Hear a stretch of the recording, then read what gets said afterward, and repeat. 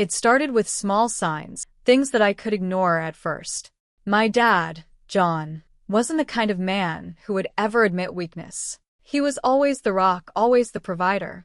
I remember the first time I noticed something was wrong. He came home early one day, which wasn't like him at all, and he just sat in his favorite armchair, staring blankly at the wall. He wasn't reading his newspaper or fixing the broken shelf like he usually would. He just sat there, looking exhausted, as if the world had taken a piece of him. When I asked him if he was okay, he smiled and said, "Just tired, sweetheart. Long day at the office." But I knew it wasn't just tiredness. Something wasn't right.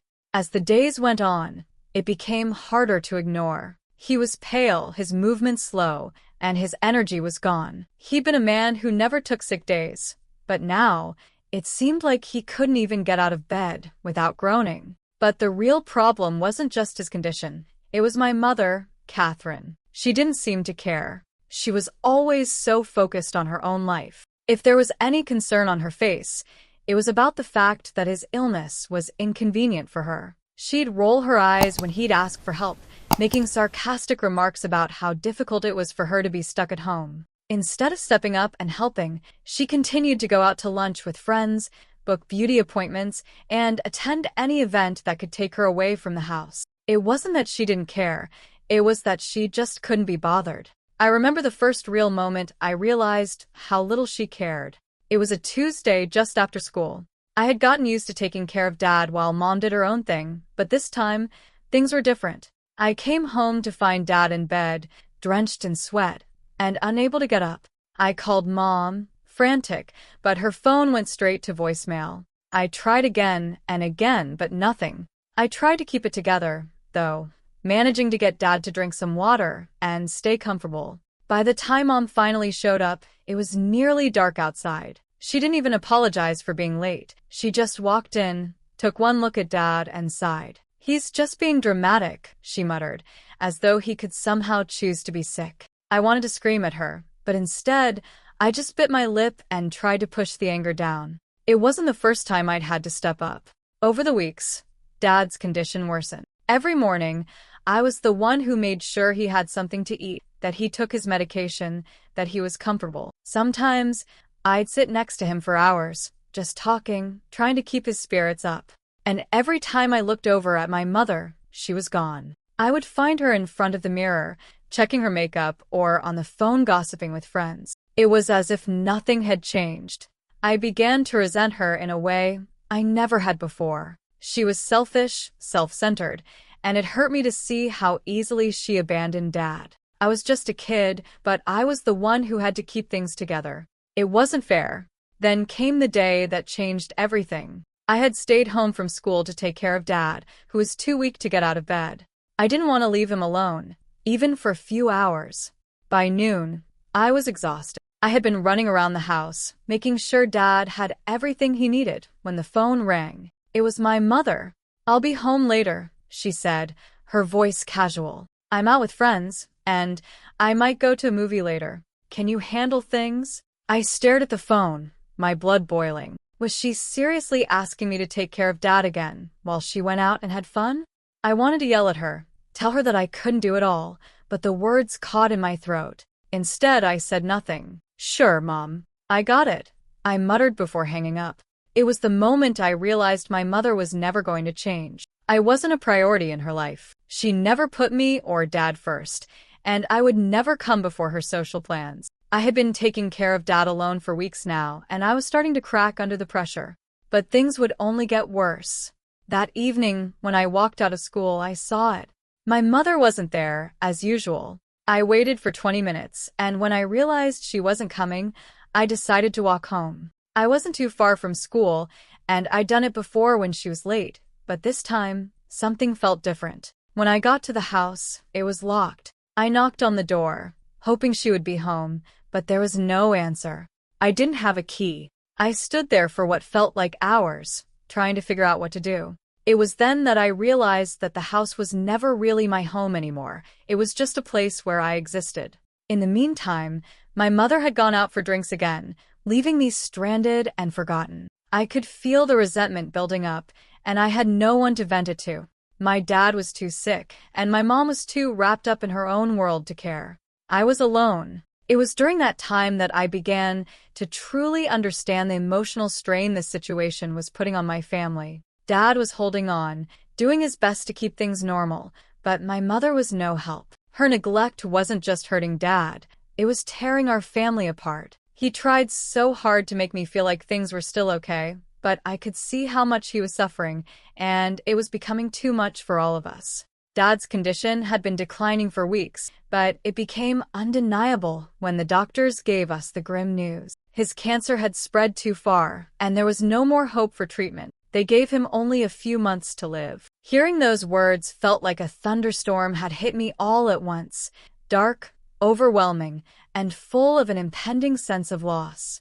I couldn't even process it properly. My mind was in a state of denial, unable to accept the fact that the man who had always been so strong, so full of life, was slipping away. I kept hoping it wasn't true, but with each passing day, I saw the truth in his pale face, the weariness in his eyes, and the way he struggled to take even a single step. I had always looked up to my dad, John, as the foundation of everything in my life. He was the one who had worked so hard, the one who had built our life from the ground up. He was the one who made sure we always had what we needed, who protected us, and who made the world feel safe. But now, as I watched him weaken, I felt helpless.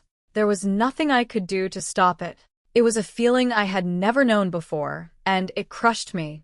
The hardest part wasn't just watching Dad slowly lose his strength. It was seeing my mother, Catherine, do nothing. She seemed completely uninterested in what was happening. While Dad struggled, she spent her days going out with her friends, getting her nails done, or shopping. I could see her frustration when she had to come home for a few hours, but it was as though she couldn't wait to leave again. She never offered to help. She never stayed to comfort him. I couldn't understand it. How could she be so distant? How could she not care? I would check on Dad, bring him his medication, and make sure he was okay, while she was off somewhere living her life like nothing had changed. It became clear to me that I was the one who had to step up. I was the one who helped Dad with everything. I helped him eat, made sure he was comfortable, and spent hours by his side when he could barely keep his eyes open. I didn't mind doing it. In fact, I wanted to. But it was exhausting. I felt a pressure I had never known before, a pressure I couldn't talk about because I had no one to turn to. Dad needed me, and I couldn't let him down, but at the same time, it was hard not to feel resentful of my mother. It was hard not to feel like I was carrying the burden alone. Then one afternoon, Dad called me and Mom into his office. I could tell by the way he looked at us that something important was coming. His voice, though weak, was steady as he told us, "I'm selling the business." The words felt like a punch in the stomach. This company, his company, was his legacy. It was everything he had worked for, everything he had sacrificed. The idea of him giving it up, of selling it all, was almost too much to bear. "The doctors say I don't have long," he continued, looking at me with tears in his eyes. "I want to make sure you're both taken care of, Lily. This company, it's too much for either of you to handle. You're too young, and your mother," well, his voice faltered and he didn't need to finish the sentence. We both knew what he meant. My mother wasn't equipped to run the business. She had never shown interest in it, and I couldn't imagine her managing it after he was gone. "I want you to have a secure future, Lily," Dad said, squeezing my hand, his voice thick with emotion. "You deserve better than what your mother can offer. I want you to go on and live your life. Don't let her drag you into her world. Promise me you'll make something of yourself." His words hit me like a tidal wave. I had always known my father loved me, but hearing him speak like this, knowing how much he was struggling, made everything more real. He wanted me to have a future, one that wasn't tied to the chaos of our family, one that was free from the toxicity that my mother brought into our lives. It was his last wish, and I knew I had to honor it, but I couldn't do it alone. As Dad finished speaking, I glanced over at Mom, hoping to see some sign that she was moved by what he had said. But she wasn't. She was sitting there, uninterested, barely even looking up from her phone. When she did speak, her voice was flat, almost irritated. "David, this is really unnecessary. We'll be fine. Lily doesn't need to worry about all this," she said, waving her hand dismissively. You're making things more dramatic than they need to be. It's just a business." Her words cut deep. Here was my father, fighting for his life, trying to make sure I would be okay, and my mother couldn't even show the slightest amount of empathy. She was more concerned about the inconvenience of it all than the man who had worked his entire life to give us a better future. It was as if his death didn't even matter to her, as if all she cared about was herself and her own comfort. Dad looked at her, his face filled with disappointment, but he said nothing. He simply turned back to me, his eyes full of love and worry. "Promise me, Lily," he whispered, his voice trembling. "Promise me you won't let her ruin your future." I nodded, holding his hand tightly. "I promise, Dad. I'll make sure you're proud of me." My mother, meanwhile, seemed unfazed. She wasn't crying and wasn't showing any emotion. She didn't even seem to care about the gravity of the situation. It was as if her husband's impending death was nothing more than an inconvenience, a disruption to her life that she was just waiting to get over with. I wanted to scream at her, to tell her how selfish she was being, but I didn't. Instead, I just sat there beside Dad, feeling the weight of his words. His last wish was clear, and I knew I had to do everything in my power to honor it. I would protect myself, build my own future, and make sure that his legacy lived on. But I couldn't help but feel the immense weight of the world on my shoulders, knowing that I would have to do it without the one person who had always been my support. Dad passed away quietly in the early hours of the morning, his breathing slowing until it stopped completely. I was there, holding his hand, feeling his warmth fade away. He had fought so hard for so long, but cancer had taken everything from him. I wasn't ready to let go.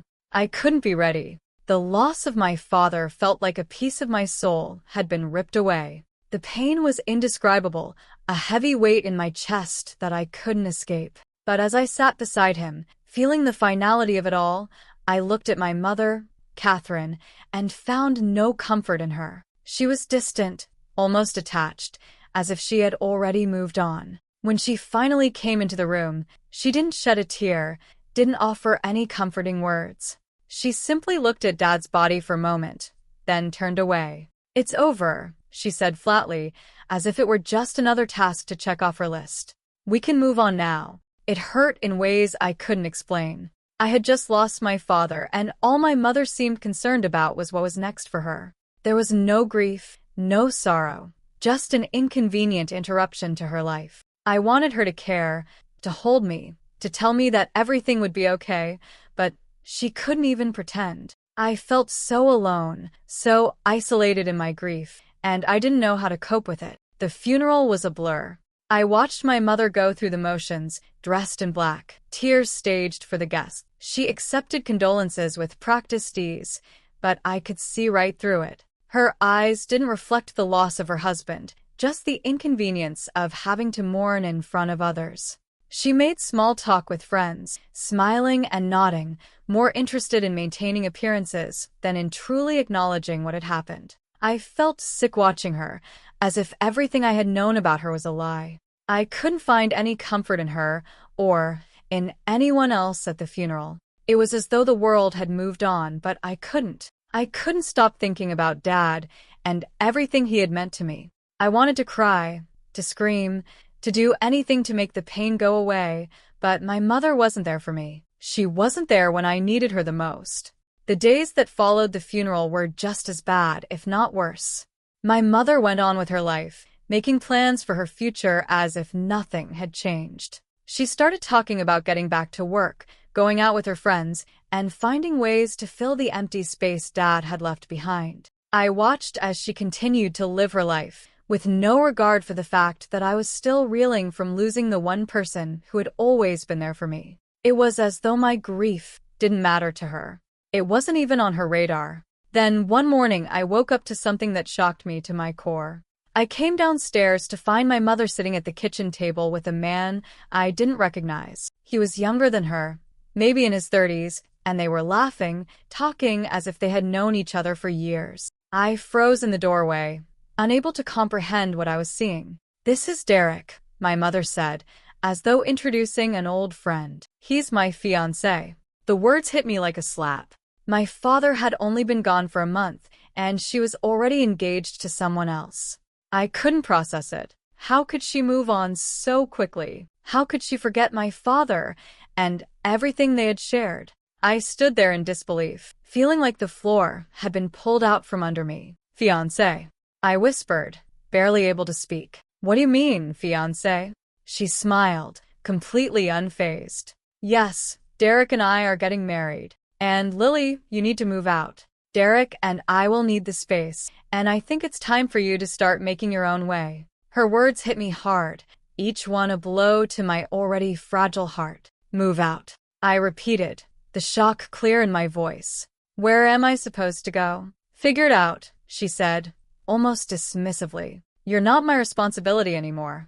You can go live with your father in the cemetery. You're no longer my problem. I stood there, paralyzed by her coldness. Her words echoed in my mind, and I felt the sting of betrayal deep within me. How could she say something like that? How could she treat me this way, especially now when I needed her the most? My father was gone, and now it seemed like I was being cast aside too. It felt like everything I had known was crumbling. I wanted to scream, to shout at her for being so heartless, but I couldn't find the words. The shock of it all left me speechless. The woman who had brought me into this world, who I had hoped would offer me support and comfort, had just thrown me away. I felt completely betrayed, blindsided by the coldness of her actions. In that moment, I realized just how little I meant to her. She was already planning her future, already moving on, while I was left in the wreckage of my grief, alone. I never thought I would be in this position, but here I was, with no one to turn to, no one who cared. My mother's indifference had shattered everything. Lily could no longer stay in the house, not after everything that had happened. She had been shoved aside by her mother's callousness and cruelty, and though it hurt deeply, she knew she had to leave. No matter how much she wanted to escape the pain, the only way forward was to stand up for herself. The thought of being kicked out, discarded like some unwanted possession, was unbearable, but as she packed her things, a wave of determination washed over her. She wasn't going to let her mother control her life any longer. She would leave with what little she had, and she would rebuild herself from the ground up. Though the weight of abandonment pressed heavily on her chest, Lily understood that leaving was the only choice left. She wasn't going to let her mother win. She was going to take her life back, no matter how difficult the journey ahead might be. The decision was difficult, but when Lily walked out of the house that day, she felt a small, bitter sense of freedom. As she closed the door behind her, she was filled with an overwhelming mix of emotions. She felt hollow and devastated, but there was also a spark of hope, a quiet whisper inside telling her that she was stronger than she thought. But she couldn't go far alone. She had no place to turn, no family to support her, except for Sarah. Sarah, her best friend since childhood, was the first person Lily called. Her voice shook as she explained what had happened, but Sarah's response was immediate and unwavering. "You're coming here. I'll pick you up. Just give me a minute," she said, her voice full of genuine concern and warmth. It was as though a weight had been lifted from Lily's shoulders just by hearing Sarah's words. Within the hour, Sarah arrived at her door, ready to offer her a place to stay. Lily packed her things and left, feeling a sense of relief she hadn't known she needed. She was overwhelmed by Sarah's kindness and generosity, knowing that this was the support she so desperately needed. The days that followed were a whirlwind, but Sarah's home provided Lily with a safe haven where she could begin to rebuild her life. Sarah's family welcomed her with open arms, offering her a sense of security and peace that she hadn't felt in months. It wasn't a luxurious life, but it was full of love and stability. For the first time in a long time, Lily felt like she was truly cared for, and it gave her the strength to start moving forward. It wasn't just a place to stay, it was a new beginning. Slowly, the darkness of her past began to fade, replaced by the comforting sense of support and understanding from Sarah and her family. But the fight for her future wasn't over yet. One day, while sorting through her father's belongings, Lily discovered something that gave her hope. Her father had left everything to her in his will: the house, the business, everything he had worked so hard to build. She had never imagined he would do that, but now it was clear that he had wanted to protect her, even after his death. The house was hers, and the business was hers. It was a bittersweet victory, but it was hers. However, her mother wasn't going to let things go so easily. Catherine, despite her cold treatment of Lily, tried to contest the will. She claimed that, as his wife, she was entitled to everything, even though she had done nothing to help him in his final days. Catherine's bitterness and greed came to the surface, and Lily found herself caught in the middle of a legal battle that she never expected. The thought of fighting her own mother in court felt impossible, but she had no choice. This was her inheritance, her father's legacy, and she wasn't going to let her mother destroy it. Throughout the legal proceedings, Lily's friends, especially Sarah and her family, remained by her side. They offered their unwavering support, constantly reminding her that she wasn't alone. Sarah encouraged her to focus on her future, to not let her mother's cruelty define her. Their support helped Lily gain the strength to continue fighting, and as the case dragged on, she found herself gaining a deeper sense of independence. This wasn't just about the house or the business. It was about reclaiming her own life, her own future. In the quiet moments, away from the chaos of the court battle, Lily began to realize that her worth wasn't tied to her mother's approval or love. For so long, she had measured her value by her mother's treatment of her, but now, with the support of her friends, she saw that she was capable of standing on her own. Her father's love and protection, even in death, had given her the strength to move forward. It was a painful realization, but it was also the first step toward healing. Lily knew that she was stronger than she had ever given herself credit for, and with that knowledge, she began to rebuild her life, piece by piece. It wouldn't be easy, but she was determined to keep fighting, for herself, for her future, and for the father who had always believed in her. Lily's life began to change the moment she received the confirmation she had been waiting for. The court ruling came through, and her father's will was upheld, legally binding. The house, the business, everything her father had worked so hard to provide for her, was now hers. The sense of relief that washed over her was overwhelming. It wasn't just about the material things. It was the recognition of her father's love, his trust in her to carry on his legacy. With the legal victory, Lily had the financial stability to finally pursue her dreams, to build the life she had always envisioned but never believed she could achieve. It was a new beginning, one that gave her the confidence to take control of her future.